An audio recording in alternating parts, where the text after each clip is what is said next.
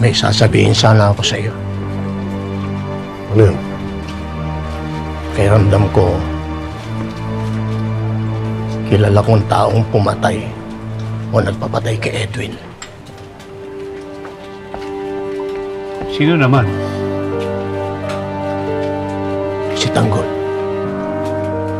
Matindi ang away ni Tanggol at ng anak ko sa burol ni Noy. Kaya alam ko may kagagawan siya dito. Marsing, pasensya na, pero kilala naman natin si Edwin na nagbebenta ng illegal na droga. Mando, sisiraan mo pa ngayon ng patay. Hindi ganun si Edwin. Parehas siya kung lumaban. Kaya pwede ba? Marsing, naintindihan ko yung nararamdaman niyo. Eh kami ni Santino, galit na galit sa hype na yan.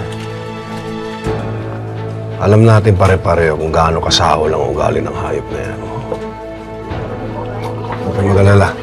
Sisiguraduhin namin na may imbestigahan ang pagkamatay ni Edwin. Maraming salamat. Sige. Sige.